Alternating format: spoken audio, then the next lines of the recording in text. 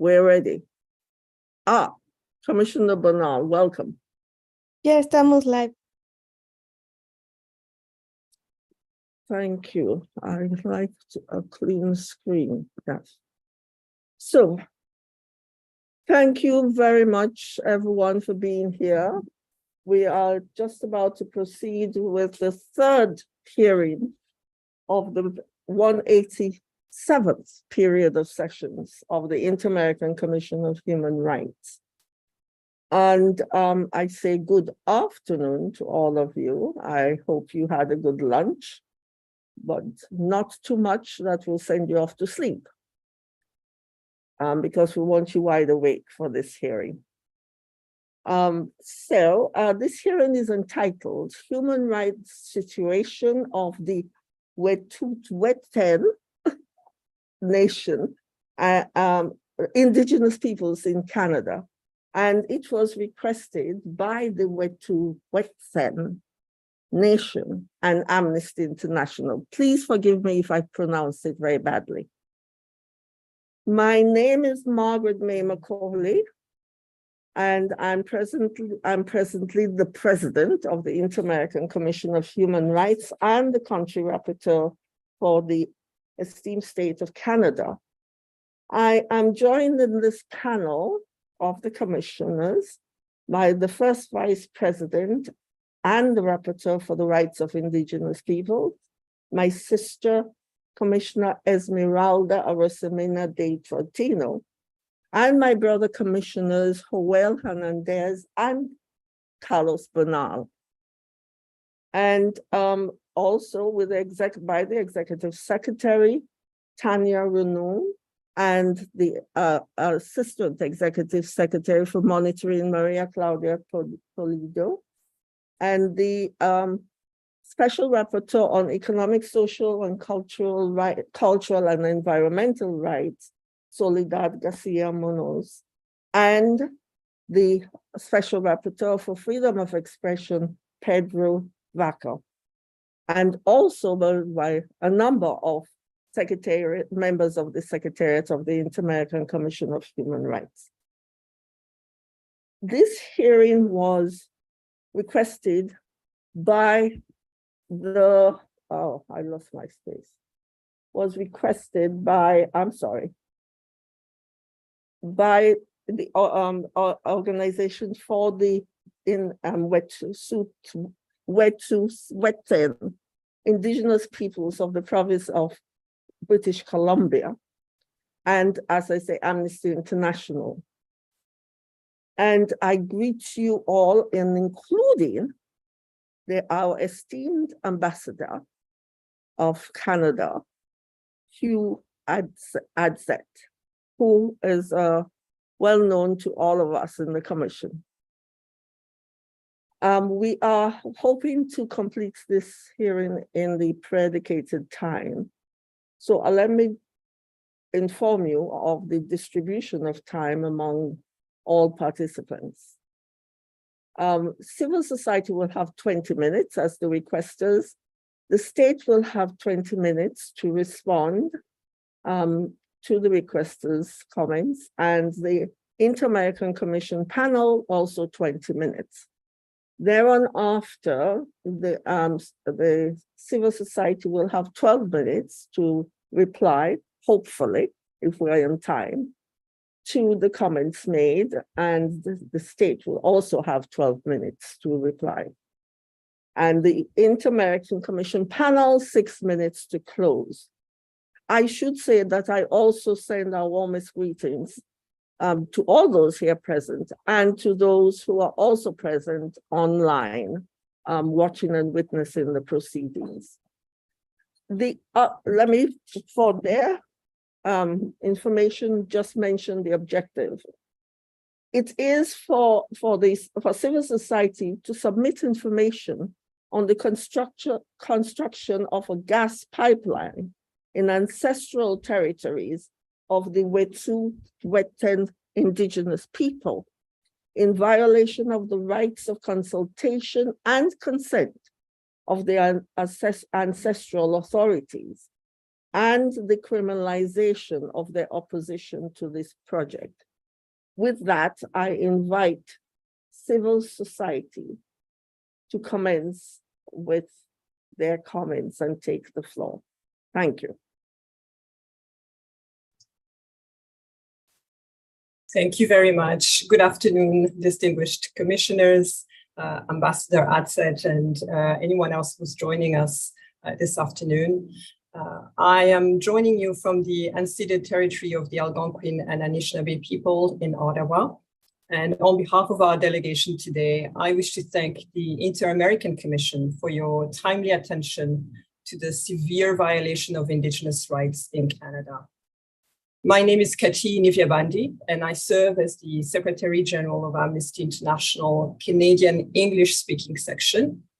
And we're here to bring to your attention the criminalization, the harassment, and the surveillance experienced daily by the Wet'suwet'en Nation as they defend their unceded ancestral territory from the construction of the Coastal GasLink pipeline. Distinguished commissioners, it must be noted that all 5 Wet'suwet'en clans oppose the pipeline's construction. Nevertheless, this construction is proceeding without the free, prior, and informed consent of the nation's hereditary chiefs, in violation of Wet'suwet'en law, Canadian law, and Canada's international human rights obligations. With me today are 4 speakers who will share first-hand accounts and analysis on this acute crisis. You will hear from Wet'suwet'en Hereditary Chief Namox and Slado, Wing Chief of the Cassia House, Gidmitten Clan, both from the Wet'suwet'en Nation, as well as from Mary Capron and Belisa Guerrero from Amnesty International.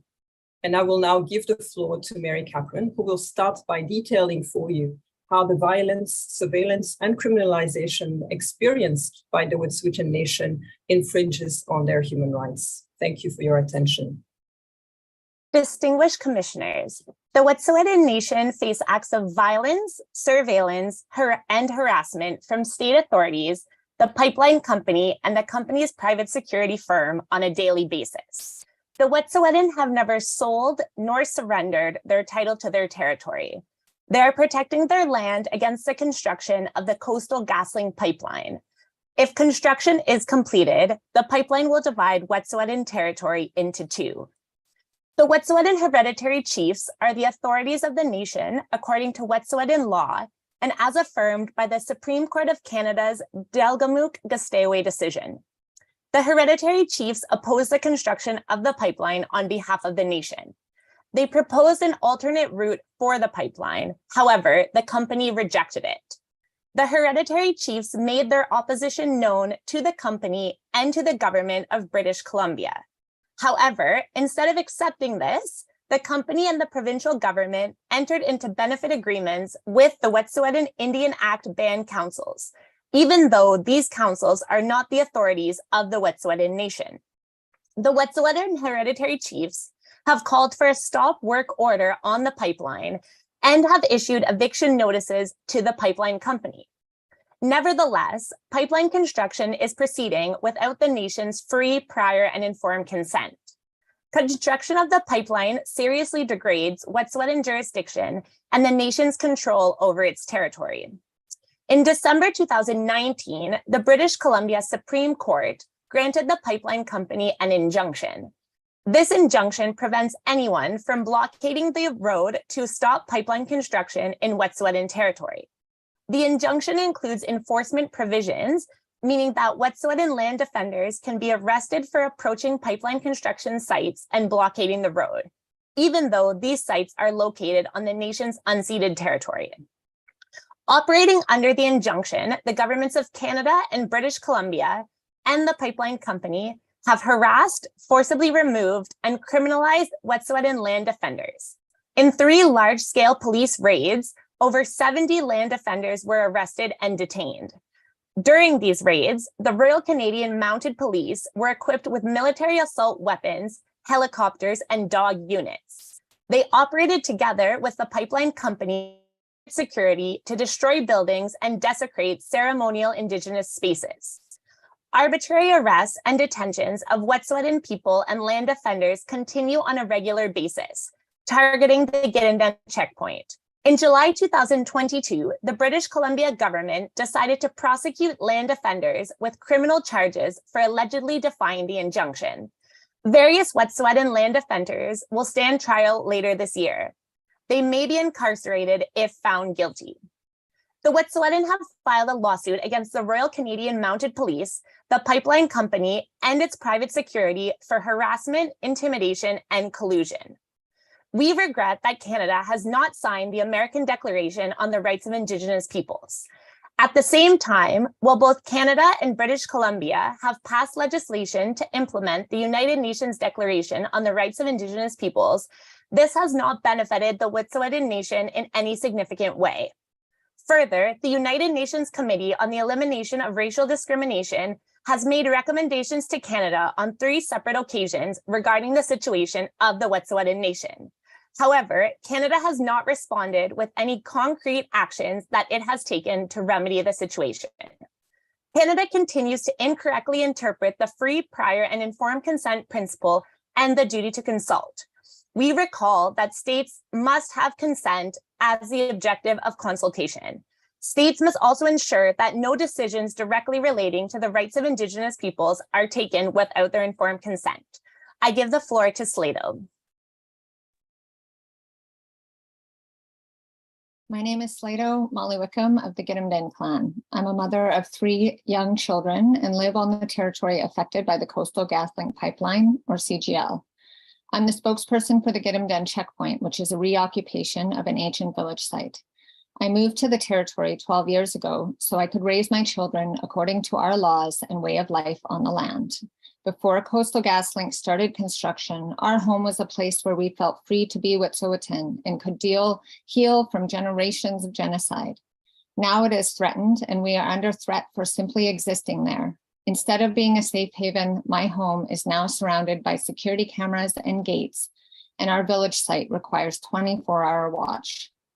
Since living at Gidimt'en Checkpoint in 2018, I have witnessed a specialized unit of police called the Community Industry Response Group, or CIRG, erect a detachment on Gidimt'en territory, 29 kilometers from the nearest town. I've experienced our home sites destroyed by CGL as CIRG threatened arrest to anyone who would intervene. The CIRG's unique structure and mandate raise a series of concerns about the protection of Indigenous rights in Canada. CIRG is currently under review by the Canadian Review and Complaints Commission. The exercising of our rights are being treated as threats and emergencies rather than as political issues to negotiate, and are delegated to militarized police forces. Often I'm asked if I see any alternatives to the conflicts that have arisen as we uphold our Indigenous laws. And I always say, this is a political issue that must be addressed by the state and not by state-sanctioned militarized police. Instead, Canada has given CIRG $27 million to police us on our own sovereign lands in the past several years. In 2019, weeks after the province adopted UNDRIP, I was arrested and removed from my territory at gunpoint, while snipers initiated lethal overwatch at Gidimt'en Checkpoint. Our chiefs were denied access to us during the raid, and land defenders sustained serious injuries. Our chiefs continued to assert their jurisdiction and uphold our laws, resulting in another raid in 2020, where I was surrounded by CIRG officers in the dark and threatened with arrest while I was 8 months pregnant with my youngest child. In 2021, I was occupying a tiny house alongside the road to CGL's proposed drill pad site when we were surrounded by militarized police in green fatigues with assault rifles who were dropped out of helicopters all around us. They cut the internet, trained their snipers on us from behind buildings and heavy machinery, and used an axe and then a chainsaw to illegally break down the door without an arrest or search warrant. After 56 days of upholding our law and defending our sacred headwaters, I stared down the barrel of a semi-automatic weapon while the dogs snarled and whined, and was once again removed from my territory. Spent 5 days in 7 different jail cells in 3 different towns. Down the hill, our chief's daughter experienced the same use of violence against her, and the log cabin that was built for her was burnt to the ground under the watch of Kurg. Today, I cannot live at the village site because of the heavy surveillance, threat of violence, and arrest from police, and the harassment of CGL's private security firm, Forsyth. Forsyth is staffed by mostly ex-members of the Royal Canadian Mounted Police or other state agents. Forsyth sits outside of our village site 24 hours a day, 7 days a week, and films everyone coming and going. My whereabouts is tracked by Forsyth security at every entrance and exit to our village site. I am deterred and prevented from accessing our sacred and spiritual sites because of my bail conditions from 2021 that say I cannot be anywhere on my territory except to travel on the road to and from my home unless I'm engaged in a cultural activity. This gives police the discretion to determine what our cultural activities are or aren't. If I am traveling on the territory to pick medicines, harvest meat for my family, or simply to stop and let my children use the bathroom, private security is filming me and refuses to leave. It has been years since my children have had the pleasure of celebrating a birthday on their own territory without police presence, surveillance, and harassment of their guests. We cannot harvest, do ceremony, or even gather as community without constant police presence, surveillance, and harassment, and we are denied the ability to monitor the work being done by the pipeline. The police regularly patrol my home, which is nowhere near the pipeline right away.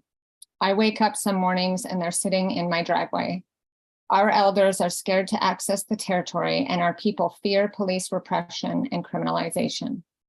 The police have teamed up with private industry to make it unbearable to live on our territories and practice our way of life. So how will you ensure the safety of Indigenous women, youth, and children living at our village site and traveling on our territory while we are stalked, surveilled, and harassed by police and private police forces in remote and isolated parts of our territory?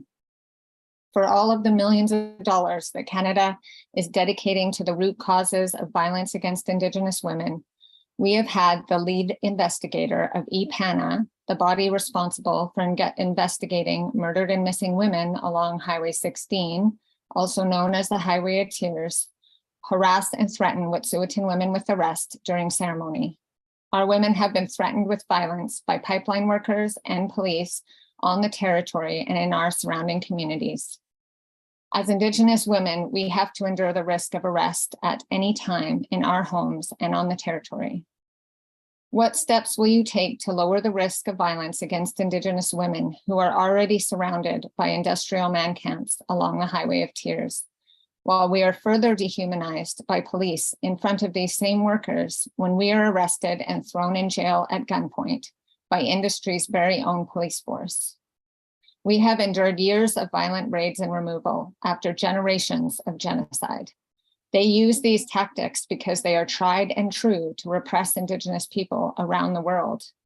We feel the repression of our ancestors and our future generations as Canada criminalizes us for defending our sacred way of life and the health of our lands as our ancestors did.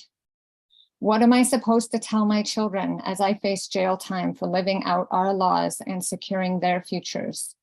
And what does that tell the world about Canada? It tells the world that nothing has changed in 150 years of genocide against our people. We will now hear from Chief Namox, Awitsa Masai. Howdy, Denny's 8U, Tsaka's 8U, Sky's 8. I am Chief Namox. I am a hereditary chief. Our nation is governed by the 5 clans, the Gidimt'en, the Gilsehiu, the Liksamishu, the Liksiliu, and the Tsayu. Within that are 13 house groups. That is how the land is governed. It is truly democratic. Everybody has a voice. And right from day one, they said no to this proposed project. We govern as a whole. We are the government and decision makers for the entirety of our 22,000 square kilometers of unceded, non-treaty, undefeated lands on behalf of our house members and clans, no matter where they reside. We follow our traditional laws, Anak Nuaten, our law, our way. As name holders, before us have done for thousands of years, long before European contact. We carry on the same duties and customs that they have passed down to us. One of them being the boy to man. When I was young, they put us out on the territory for several months to learn about the land, to learn about the sacred sites, to learn about the burial sites. And now with this project, they've destroyed it. They tear up our graveyards. Our ancestors are buried out there, and British Columbia and Canada simply issue new permits so that they could go over these grave sites as if our people were nothing. We are the decision makers on our lands, as proven in the historic Delgamuukw Supreme Court case, which was decided on December 11th, 1997. In this Supreme Court case, we had proven who we are, how we govern and continue to govern our lands. This court case was upheld, proving we are the people who must be consulted on our lands. Since that historic court case, we have also entered into a memorandum of understanding with both the province of British Columbia and the federal government of Canada, reinstating that we continue to be and shall remain the authority on our lands. This document was signed by all parties on May 14th, 2020. Even with that, British Columbia and Canada continue to issue illegal permits on our lands, such as with Coastal GasLink, TC Energy. They continue to fund destructive projects by giving incentives, tax credits, and subsidies to these very same companies that are bringing violence to our lands. Since the historic court case, what has changed? We went there with full faith in province of British Columbia and Canada, and they have not shown any faith in upholding those agreements or court case. They have decided arbitrarily to have corporations sign agreements with band-elect chiefs and council. It must be noted that band-elect systems only have jurisdiction on the reserved lands that they reside on, similar to municipalities who have elected mayors and councils that are elected and replaced on an election rotation. We are hereditary chiefs for life, with a solemn and sacred duty to protect our rights and freedoms, access to lands, and our culture for all future generations. It must be noted that while we, the hereditary chiefs, were working with both British Columbia and the federal government of Canada in good faith, they were working together to continue their invasions into our lands, arresting and removing our people from our lands.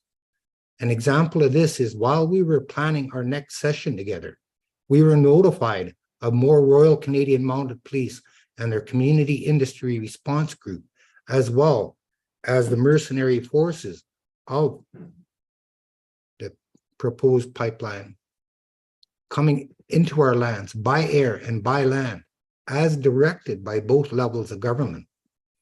Violations to our human rights continue. I myself have been threatened with arrest for simply trying to be on our lands. Each time I go to our territories, I ensure I do not travel alone. I do this for my own personal safety, as well as having witnesses with me to prove that I am simply accessing our lands, practicing our cultural duties, and trying to pursue the enjoyment and freedoms that all people should have in so-called Canada. We as Wet'suwet'en people should never be criminalized, targeted, discriminated against for simply being who we are, looking after everything for the betterment of all. We see Canada is vying for a seat on the United Nations Human Rights Council. This should not even be considered until the human rights in Canada are addressed and commitments made are completed. Canada can no longer continue to tell the world that they are a free and democratic country until they prove to the world that they truly are. Messiah, thank you. Now I shall ask on Belissa to address you. Thank you very much, Chief Namox. President Macaulay, we would like to ask one more minute to finish our remarks, if that's possible. Yes, it is possible, but I'll have to grant the extra time to the state as well. Okay, perfect. Thank you very much. With all the information described above, we respectfully request the Inter-American Commission, in particular, its reportership on the Indigenous people's right, to draft a report about the current situation of the Indigenous peoples in Canada. Also, we urge the Inter-American Commission that both the Indigenous people's rights and human rights defenders reportership monitor the current situation of the Wet'suwet'en Nation using all the mechanisms provided by the American Declaration of the Rights and the Duty of the Man. Lastly, we call the Inter-American Commission to call upon the state of Canada to first, stop the violence, surveillance, criminalization against the Wet'suwet'en Nation and other lands defenders. Two, cease the construction of the Coast Gas Line pipeline until freer, pure, and informed consent is obtained from the Wet'suwet'en Nation in accordance with international human rights standards by following the full and adequate discharge of duty of consent. Three, drop the criminal charge against the Wet'suwet'en Nation and other land defenders. Four, prevent and duly investigate the allegation of surveillance, measures, practice of arbitrary detention, and instances of excessive use of force against lands defender. And lastly, cease the forced eviction of the Wet'suwet'en Nation peoples and from their territory. Thank you very much. As it's very good management of time, Melissa, and good to see you again. It's Ambassador Hugh had said it is now your time to make your submissions to the Commission. Thank you. Thank you very much, Commissioner. Thank you, Chair. Colleagues who haven't met me before and those who are participating today, my name is Hugh Adset. I'm the Ambassador and Permanent Representative of Canada to the Organization of American States based here in Washington, D.C. Let me start by thanking you for the opportunity to meet with the Inter-American Commission of Human Rights and also with representatives of the Wet'suwet'en Nation and Amnesty International for this public thematic hearing on the topic of the human rights situation of Wet'suwet'en Indigenous peoples in Canada. It's a pleasure to see you, Chair, along with the other commissioners, of course, special rapporteurs, and Executive Secretariat staff participating in this hearing. An honor for me as well to meet with Chief Namox and with Slato Molly Wickham from the Wet'suwet'en Nation, and also with Melissa Guerrero, Mary Caprom, and Keche Nivyabande from Amnesty International. Chair, as you know, Canada strongly supports the work of the Commission, and we believe that this institution plays a vital role in the promotion and protection of human rights throughout the hemisphere. Public thematic hearings, such as the one that we're having today, serve as a key function in the inter-American human rights system, helping to ensure that voices are heard and perceived human rights challenges are brought to the attention of the Commission, stakeholders in the international community, and to the OAS member states involved, including to assist the latter in addressing any expressed concerns as may be appropriate. And we recognize that Canada, like all countries in the region, faces its own challenges. We are committed to advancing the promotion and protection of human rights of all persons. In particular, Canada recognizes that Indigenous peoples bear the scars of colonial laws and policies imposed on them over decades, if not centuries. The Government of Canada is more committed than ever to working with Indigenous peoples to renew our nation-to-nation relationships and chart a new path forward. The Inter-American Commission of Human Rights, including through its rapporteurship on the human rights of Indigenous peoples, also has an important role to play in fostering progress for all Indigenous peoples in Canada and across the Americas. This commitment to the Commission and to the human rights of all Canadians is what motivates our participation in today's hearing. So let me again thank the representatives of the Wet'suwet'en Nation and Amnesty International for sharing their concerns through their submission to the Commission, dated April 17th, 2023, as well as through the testimony that we've heard today.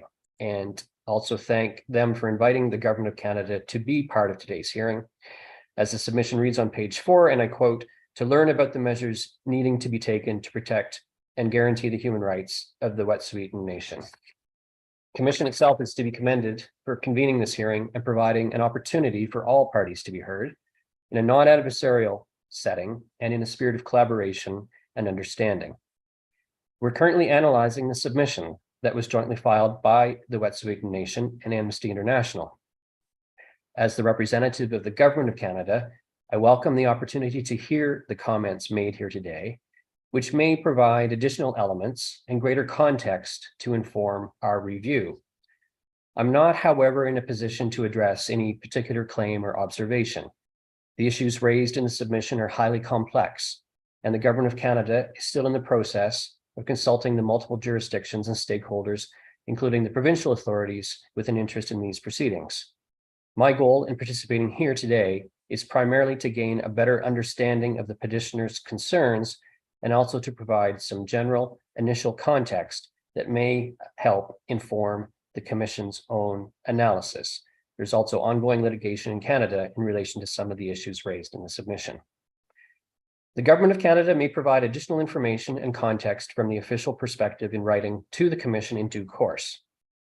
As is rightly pointed out, the Coastal GasLink pipeline is a major infrastructure project in the province of British Columbia. It's led by private sector entities and also involves public sector regulatory bodies and multiple stakeholders, including local communities, many of them Indigenous, that are impacted and, in some cases, stand to benefit from the project once completed. The Wet'suwet'en Nation includes a number of communities that are directly impacted by the Coastal GasLink pipeline, and with which extensive consultations have taken place since the inception of the project. Benefit agreements have been signed with a number of councils representing a significant part of the communities. The project, however, does not enjoy unanimous support. As the Prime Minister of Canada, the Right Honourable Justin Trudeau, has said again and again, no relationship is more important to the Government of Canada than its relationship with Indigenous peoples. In fact, Canada has a robust legal framework for the protection of human rights and freedoms. Section 35 of the Constitution Act of 1982 recognizes and affirms the Aboriginal and treaty right of the Aboriginal peoples of Canada. All orders of government, federal, provincial, territorial, municipal, and Indigenous, are obliged to respect Aboriginal and treaty rights and can be held accountable by the courts for failures to respect these rights. Canadian courts have determined that Aboriginal and treaty rights are group and site specific, meaning that different Indigenous groups may have different rights. And every day, the Government of Canada is working to establish and maintain a mutually respectful relationship between Indigenous and non-Indigenous peoples in Canada in a spirit of reconciliation. Continued, genuine engagement is and will remain fundamental if the country is to continue down the path towards reconciliation. In this context, the Government of Canada is working with Indigenous groups across the country, including Wet'suwet'en communities, to explore new ways of working together to advance the recognition of Indigenous rights and self-determination. This includes continuing to work to implement the principle of free, prior, and informed consent. The Government of Canada takes note of the allegations contained in the submission. Let me add a few elements which we believe are important for the Commission to consider. Canada is a free and democratic society, with constitutionalism and the rule of law numbering among our foundational principles. Canada values freedom of expression and the right of individuals to peacefully assemble, to demonstrate, and protest. This strong tradition underlies Canada's legal system, which offers robust protections for the freedoms and rights implicated in social protest. The fundamental freedoms of expression and peaceful assembly are among those guaranteed by Canada's Constitution, more specifically in Section 2 of the Canadian Charter of Rights and Freedoms. The entrenchment of these rights in the Charter ensures that nonviolent social and political protest receives the highest level of protection under the law. These rights are equally protected for everyone in Canada.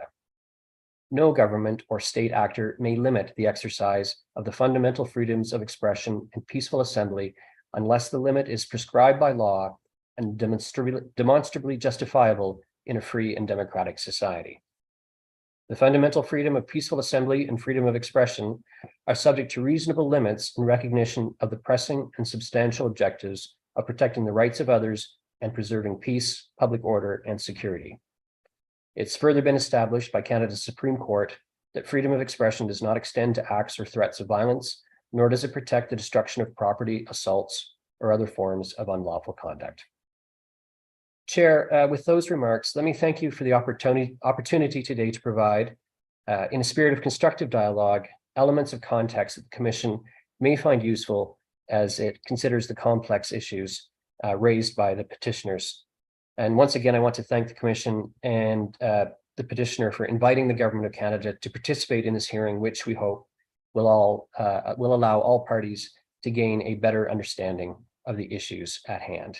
Thank you very much, Chair. Thank you very much, Your Excellency, for first of all, being here present and participating as best you can in the circumstances that you have explained. I still haven't cleared my longsome throat with my whatever it was I got during the General Assembly. Anyway, I see you didn't need the extra minutes that you are entitled to. And so, of course, you cannot lay claim to it in the future. I'm as the country rapporteur, it is generally the case that country rapporteur speaks first. But I find myself as an advocate of the common law system, as Canada largely is, in some difficulty. Because in circumstances like this, in our courts of law, the court will generally consider a postponement of the proceedings, and certainly a postponement to give the party who is in difficulty in presenting their substantially complete answer some time to do so. And you've mentioned the possibility of Canada sending comments to us in writing, which we always welcome and do welcome, and ask that could you please proceed with that course of action. This is a very important matter for the First Peoples of Canada in the region of British Columbia, and a group of them. And I think it requires complete, full, and considered consideration by all of us, and most especially by civil society themselves, who have presented their position here today, who I'm sure would like to see and read Canada's response to all the assertions that they have made. And in fact, when one has listened to the assertions, I mentioned as a practicing lawyer, I really am eager to hear the other side fully in answer to the assertions made. And I am sorry, do forgive me. I thought I'd turn this phone down. That's the problem of having 2 phones or 3 phones. So I do not wish to take up any more time. I want to open the floor to the my sisters and brother commissioners, for them to state what their personal position is. As you know, all of you know, we serve in individual capacities, but we do discuss, have full dialogue, and try to decide in a collegial fashion. I've stated my position, and I really am eager to hear the full situation from the state. So I will call now on my sister Commissioner Esmeralda to state her position in the matter.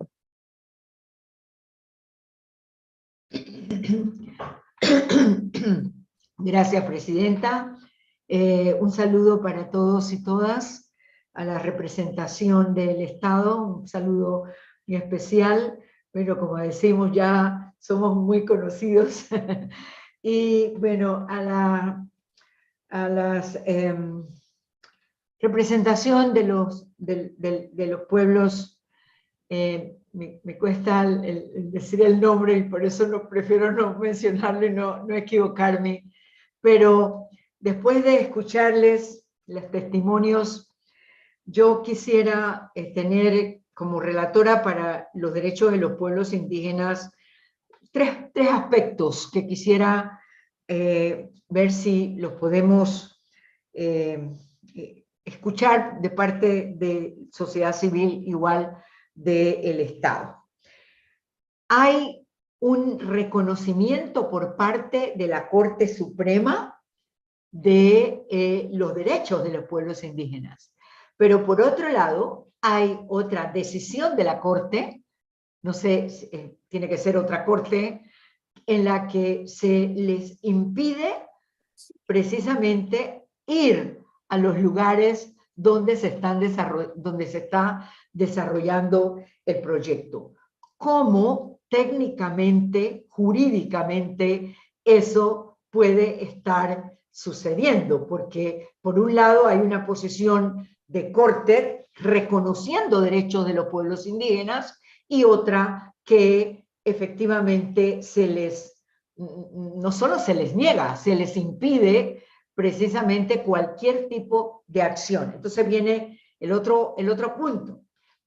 El efecto de eso es que se está utilizando el derecho penal para la persecución precisamente de las personas defensoras de esta posición de defensa del territorio en reclamo a la ley indígena que tiene y reconoce Canadá y que también resulta en contradicción como quienes están defendiendo el territorio son precisamente criminalizados, y aquí se nos ha dicho, lo más probable es que para este fin de año tengan decisiones de encarcelamiento, de condena por estos hechos. Y el tercer punto es este llamado que hace el embajador. Yo quisiera, como precisamente relatora para los derechos de los pueblos indígenas, tener una posibilidad de coordinación, de establecer este diálogo que nos permita identificar las limitaciones que desde los pueblos indígenas están viviendo al no estarse cumpliendo el tema de la consulta como elemento clave para los proyectos y el consentimiento.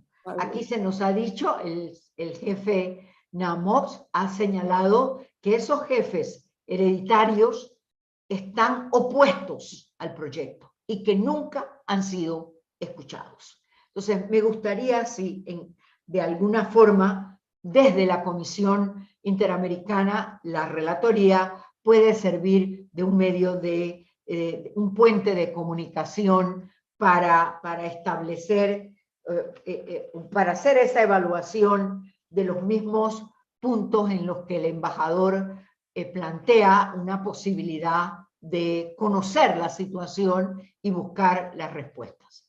Eso es, Presidenta. Gracias.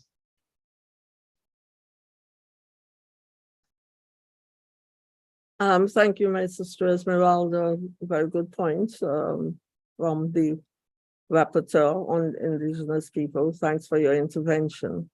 I now invite my brother Commissioner Joel Hernandez to state his position. Muchas gracias, Presidenta, y saludo con mucho respeto a las representantes de las organizaciones de la sociedad civil aquí presentes y al embajador Hugh Atzet, también mis respetos, y a ambos les agradezco su presencia.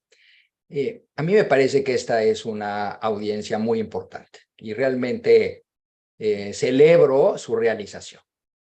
En primer lugar, porque generalmente una de las críticas que se le hace a la comisión es que no tiene una visión verdaderamente interamericana, que hay un grupo de países que nunca acuden, nunca son invitados a estos espacios para hablar de las problemáticas de derechos humanos.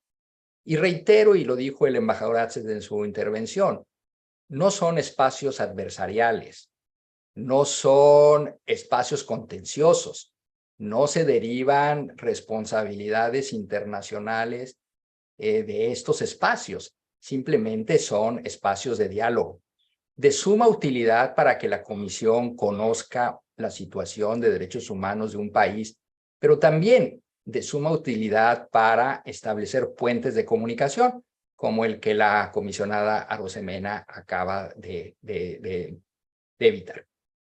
proponer.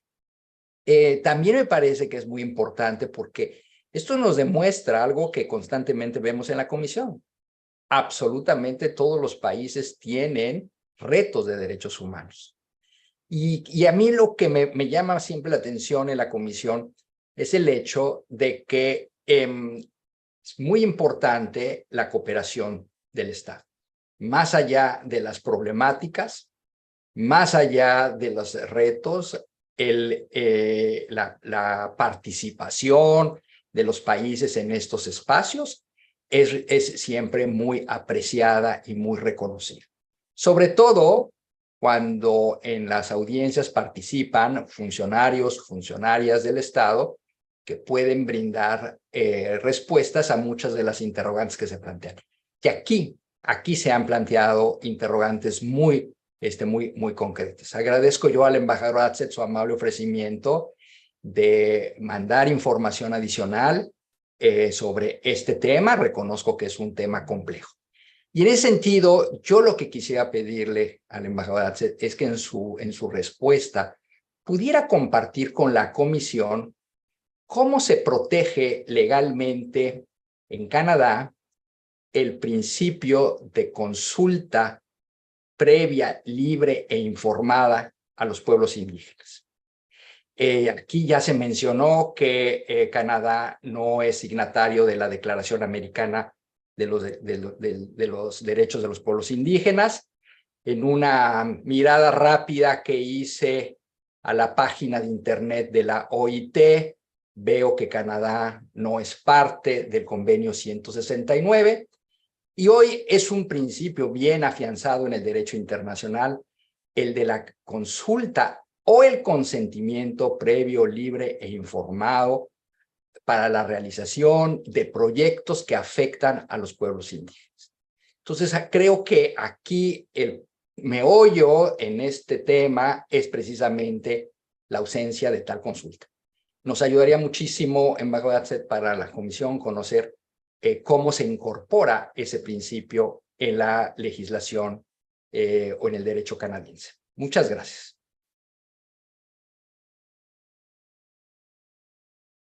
Very much, my brother. Well, and I now call on my brother Carlos Bonar, Commissioner, to state his position. Thank you. Thank you so much, Madam President, for the opportunity to say something in this hearing. I would like to express my gratitude to the petitioners and also to Mr. Ambassador for being here in this hearing. I have to confess that I feel, listening to what has brought to our attention, I have to confess that I feel, on the one hand, deeply concerned and also disappointed in this hearing. First, deeply concerned because of the caliber and the intensity of the allegations of violations of human rights, and also charter rights, because I know the Canadian Charter of Human Rights and know the standards, and some of the allegations here concerning detention, harassment by the police, surveillance, from my humble point of view, and without considering the appropriate evidence, they violate even the old standard of proportionality that the Supreme Court of Canada has set for the charter rights. So I am deeply concerned about this case. On the other hand, it is, and I have to say this honestly, it is disappointing that the state did not prepare a full response to the allegation, because no one is questioning that Canada in general has a constitutional democratic framework. The point is not that. This hearing is about whether the allegations are true or not, whether the state had a response, whether there is justification for the behavior of the police, and also whether there has been a respect or violation to the rights of the indigenous community in this specific case, and due to this infrastructure project. So I would like to read the report sent by the state. Also, for the sake of due process in the dialogue, I would request my fellow commissioners to give the report to the petitioners and to grant them the right to reply, which is the fair trial in this case, an exercise of a trial in this case, and also to take seriously what my fellow Commissioner Hernandez said before, is that I don't have clarity concerning whether Canada actually respects the right to a consultation, to prior consultation, and in that case, what are the rules that apply? And not only indigenous communities, but also investors and people who are willing to undertake infrastructure projects, they need to have certainty about what are the rules that are applied and that actually enforce and make and render concrete this right to prior consultation that belong to every indigenous community in the world, or that should be law. And of course, I know that Canada is not a party of the convention. Canada is not a party of the ILO 169 convention. However, what this shows is that Canada is below the standards. Is below the standards of if we compare that to all of the countries in the region. So this is my honest reply and my honest point of view concerning this hearing. Thank you so much. Thank you very much, my brother. One thing which has come clear from the commissioner's statements is that each and every one of them would like to hear from the state and have a copy of the state. And my brother, Commissioner Carlos, it goes without saying that the civil society would have a copy of Canada, the respondent state's position in this matter, and they will have an opportunity to reply to it. And of course, the state would also have a like right to their reply. But I now invite the Executive Secretary, Tanya, if you wish to say something.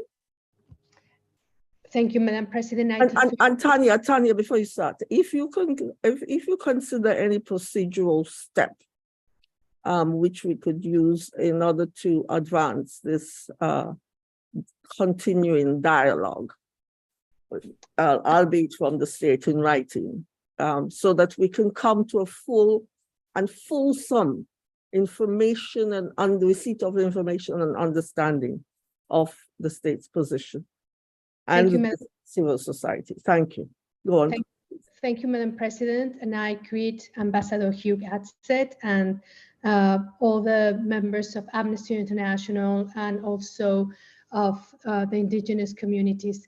I will defer my participation or my questions to the Redesca reporter, but I will suggest to send an Article 18 letter in order to have more information apart from the information that the requesters of this hearing offered to us. We can provide an Article 18 letter to the state with concrete more and focused questions.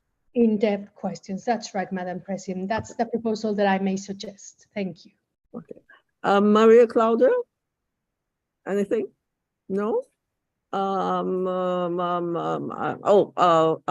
Soledad, where's Soledad?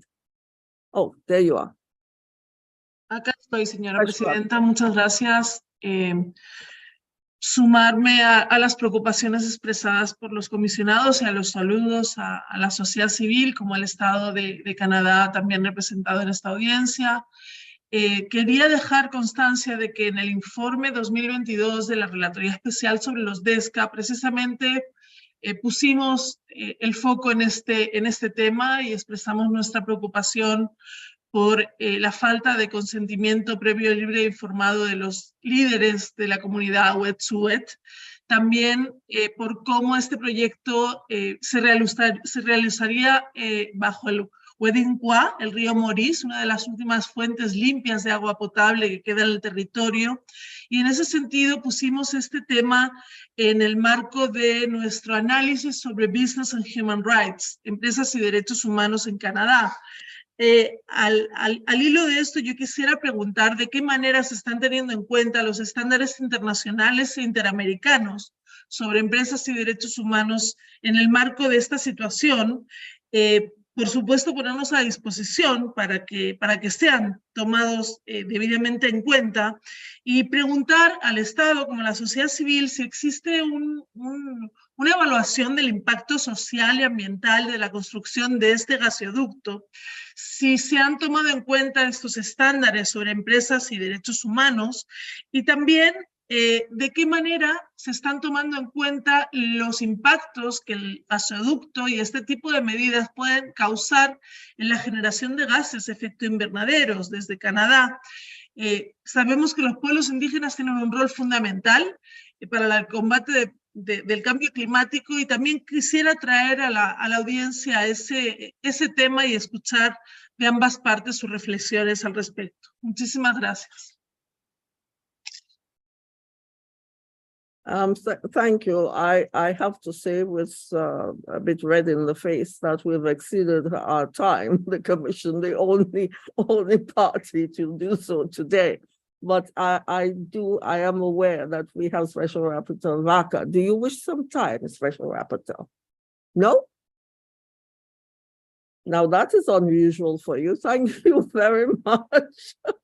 Thank you very much.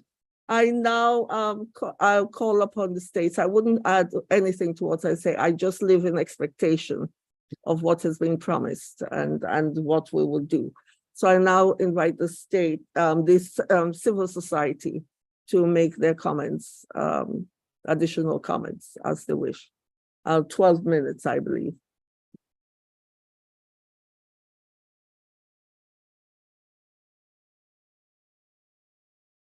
Thank you, Madam President. Slato and Chief Namok will address most of the questions right now. Thank you very much, Chief. And who? Slato. Slato. Okay. So please go ahead. Yes, please go ahead. Whoever is speaking first. Thank you. Yeah, I'd like to start off just by following up on a number of things that Canada had said. You know, they said it was a largest private investment in the history of Canada, and yet these are countries that actually have some of the worst human rights violations on the planet. We're talking about Malaysia, we're talking about Korea, we're talking about China and Japan, you know, and I don't consider that private sector investment at all. You know, and he talked about the consultation process. Well, if you're not talking to the right people, why would you call it consultation? You know, I myself have spoken at the United Nations 3 times, twice in New York and once in Geneva.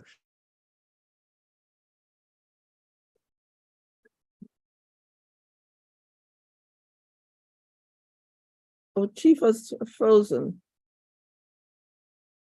And in that, please continue, Chief.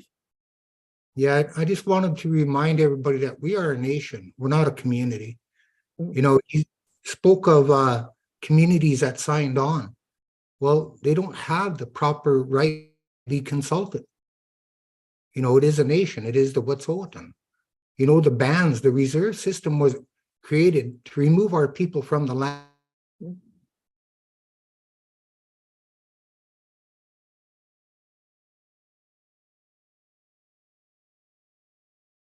Because you're going to be the path of least resistance. They're funded by Canada, so they will agree. And he talked about the rule of law, a little bit about the law. You know, Ignorance is not a way to defend yourself in a court of law. You can't ignore the truth. And that is exactly what Canada is doing. We talk to them. We tell them why we do what we are. And we're not protesting, we're protecting. You talked about the environment, you talked about climate change. We're at the front lines of this, and look at how we're treated. Look how our women are treated.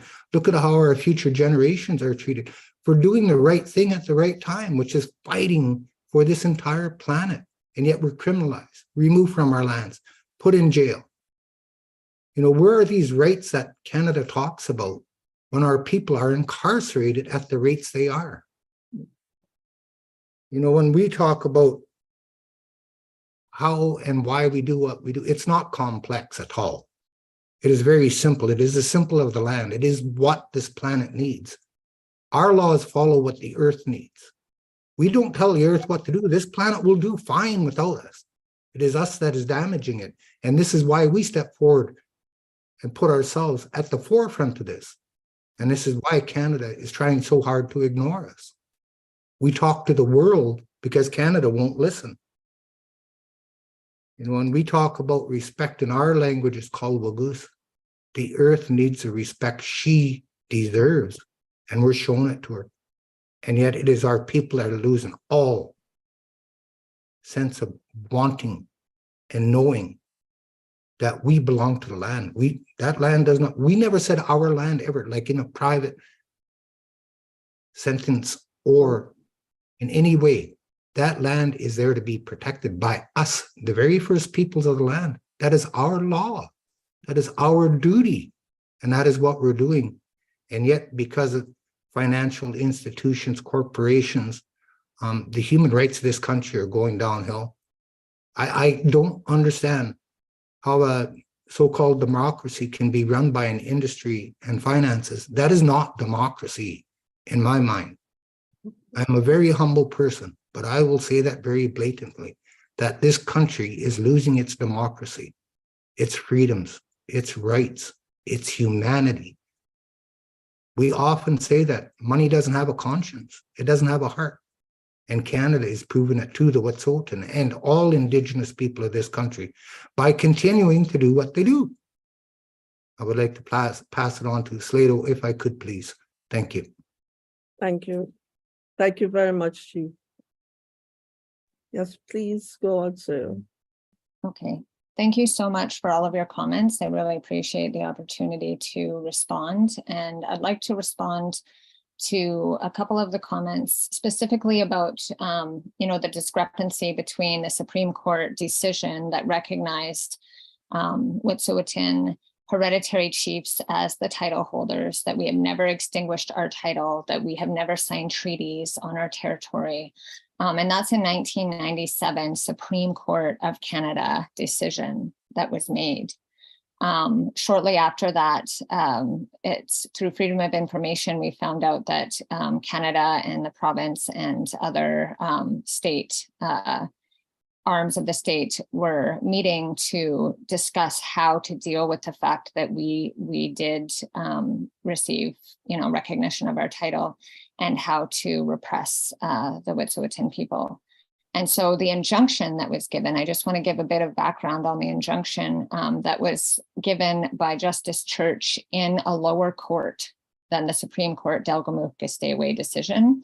And during this, the injunction was brought against two individuals. Most of the clans in the Wet'suwet'en Nation and the hereditary chiefs did not have an opportunity to be involved in that injunction hearing, which again is in a lower court, a provincial court. But the test for a company like CGL getting an injunction is very low. All they have to do is prove irreparable harm. There's a balance of convenience, and this doesn't take into account Indigenous rights or human rights. In fact, Justice Church replied to the court in the hearing that this was not a place for those types of arguments and that they should be brought in a trial. It has been since 2018, and Coastal GasLink has not brought this issue to trial. They simply brought the injunction so that they could criminalize anyone who tried to stop the construction of the pipeline. And we have not seen a trial for the injunction. And this is a huge concern because injunctions are being used this way against Indigenous people to repress our rights, to dehumanize us all over the province of British Columbia and Canada. This is becoming a very grave concern to all of us. And I want to talk a little bit about this, the democratic country. And as Nemox had mentioned, the freedom of expression, that we can protest, but we are not protesters. We are Wet'suwet'en people.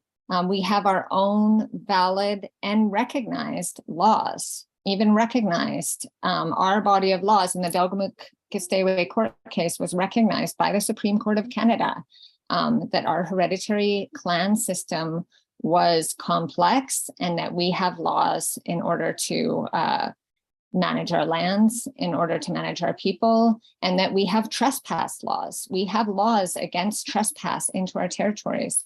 We also have specific and unique rights as Indigenous people, even within Canada's own laws, in international laws.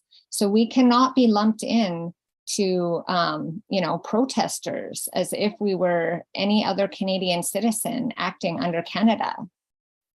Further to that, the RCMP actions and reports, there have been reports by the Canadian Review and Complaints Commission, which we made a submission to in 2021 because there were arbitrary exclusion zones that were preventing Wet'suwet'en people from their territory, preventing us from our homes, preventing our hereditary chiefs from accessing their territory. And in that request, they referred to the case in Elsipogtog on the East Coast that happened several years before that. Also, again, Indigenous people that were fighting to protect their lands against fracked gas. And in that report, they said that the police were acting in very racist ways. And when we using excessive force, that this issue should be dealt with on a political level.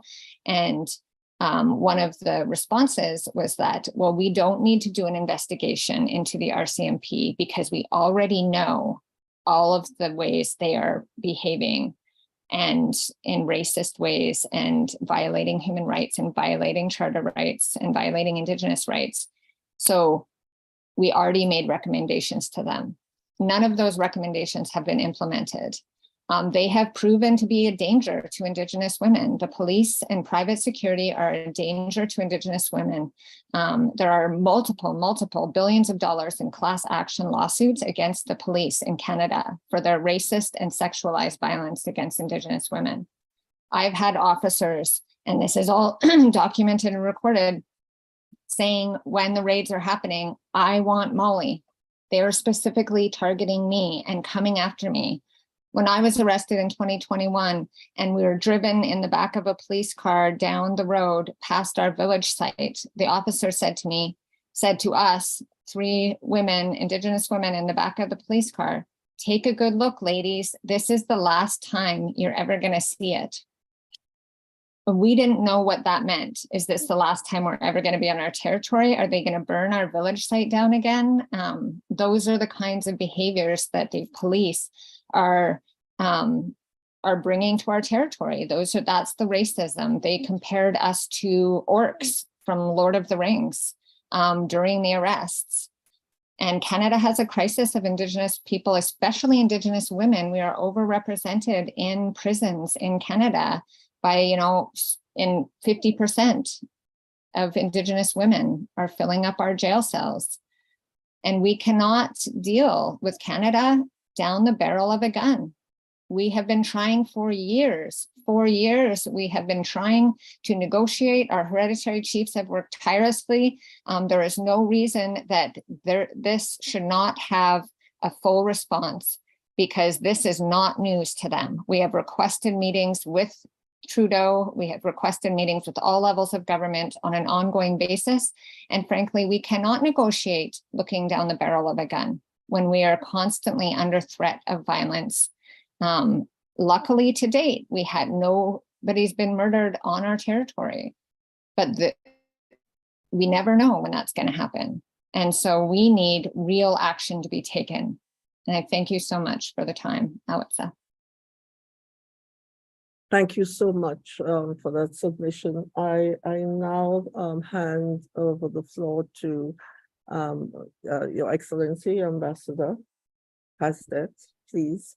Thank you. Thank you so much, Chair. And let me again thank the Commission and also the other participants for the opportunity to be here this afternoon and to participate in the discussion. I've taken a lot of notes during the course of the conversation, including taking note of some of the specific questions that were raised for potential follow-up, the question related to free, prior, and informed consent, for example, and a number of other questions as well, including questions specifically related to business and human rights as well. Chair, I also took good note of your request and the request from some of the other commissioners as well, that we provide, if we can, some additional information in relation to this and to other matters. So what I will do is I will, of course, consult and see what additional information we might be able to provide. And let me once again thank you for the opportunity to be here today, to listen carefully to the comments that were made, to note the questions that were raised as well, and for the ability to participate in this discussion. Thank you.